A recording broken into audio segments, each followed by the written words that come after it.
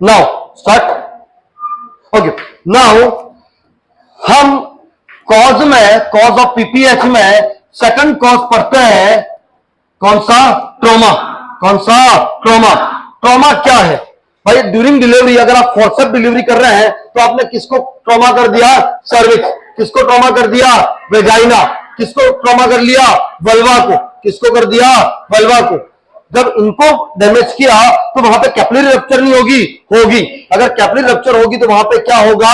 Bleeding. और इसको क्या बोलते हैं? पीपीएच। क्या बोलते हैं? No, the third cause that is the retained placenta. Third कौन सा है? Retained placenta. What is the meaning of retained placenta? Placenta का कोई टिश्यू कहां रह गया है? अंदर। कहां पे? यूट्रस के अंदर, जो आगे जाके क्या कराएगा? इंफेक्शन। और इंफेक्शन की वजह से क्या हो सकती है? ब्लीडिंग। ये 24 आवर के पहले होगा या बाद में? ये हमेशा कब होता है? 24 आवर के बाद। इसी वजह से मोस्ट कॉमन कॉज किसका है? Secondary PPH. किसका है? Secondary PPH. सत्य वचन। यस, लुक मेरी बात को समझना। प्लेसेंटल सेपरेशन के टाइम पे what is the placental separation? Placenta अपनी जगह से क्या कर रहा है? उखड़ रहा है, निकल रहा है। तो क्या वहां पे ब्लड रिलीज होगा? नहीं होगा? होगा। क्या वहां पे क्लॉट बन सकता है? क्या? मान लो कोई ब्लड क्लॉट ही अंदर रह गया, क्या रह गया? Blood clot. क्या वो भी इंफेक्शन करवा सकता है? क्या? और वो भी आगे जाके क्या कराएगा? ब्लीडिंग। क्या कराएगा? ब्लीडिंग। समझ में आ रहा है क्या? ना। चौथा cause that is the thrombin.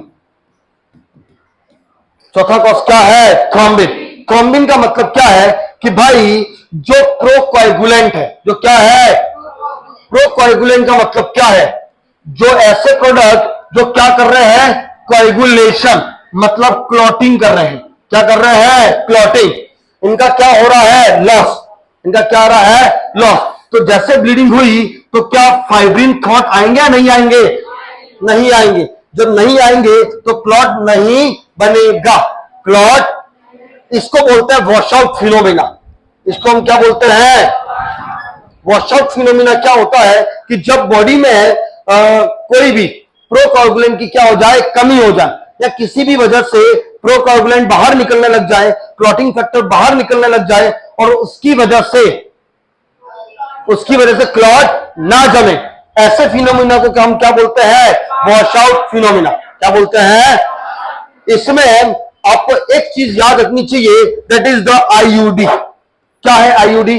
Intrauterine death. Intrauterine death में धीरे धीरे इंफेक्शन बढ़ता है और क्लॉटिंग फैक्टर क्या होते हैं? Come. The very very important HELLP syndrome. कौन सा सिंड्रोम? हेल्प। इसके लिए एग्जाम में बहुत बार क्वेश्चन आया है।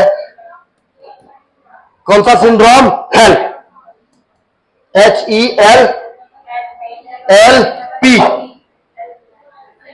कौन सा सिंड्रोम है? Help. H for haemolysis. What is the meaning of haemolysis? Breakdown of RBC. इसको हम क्या बोलते हैं? Haemolysis. EL, elevated, very nice, elevated liver enzyme. बढ़िया। एंड तीसरा लो प्लेटलेट। जब प्लेटलेट कम है तो क्या क्लॉट होगा या नहीं होगा? नहीं होगा। जब प्लेटलेट कम है तो ब्लड का क्लॉट नहीं होगा। जब क्लॉट नहीं होगा तो क्या हो जाएगा? ब्लीडिंग। और ब्लीडिंग हो जाएगा तो उसको हम क्या बोलते हैं? पीपीएच। क्या बोलते हैं? आ रहा है या नहीं आ रहा है? बच्चों सुनो, एक और इसका कॉज है, दैट इज DIC। कौन सा कॉज है? DIC। क्या है DIC? डिसएमिनेटेड intravascular coagulation. बच्चों सुनो, ये मैं तुम्हें बस अभी जान लो कि इसका कॉज क्या है? DIC। इसकी मैं विस्तृत चर्चा बाद में करूंगा, क्योंकि ये पूरा डिसऑर्डर ही अलग है। अभी तुम क्या समझो कि इसकी वजह से क्या हो रहा है? पीपीएच। क्या हो रहा है? PPH, disseminated intravascular coagulation. कितने कॉज बता दिए मैंने? 4। सबसे पहला अटॉनिक यूट्रस, दूसरा ट्रॉमा, तीसरा रिटेन प्लेसेंटा, चौथा थ्रोम्बिन, कोएगुलेशन प्रोफाइल में डिस्टर्बेंस होना, that is your thrombin cause. Clear है क्या? इसमें DIC HELLP syndrome and IUD intrauterine death, है ना। After the we discussing aetiology, let discuss diagnosis. Let discuss diagnosis में मैं क्लिनिकल फीचर भी बताऊंगा, डायग्नोसिस में हाउ टू डायग्नोस वो भी बताऊंगा, कैसे कैसे हम PPH को देखेंगे। Let discuss in the topic of diagnosis. चलिए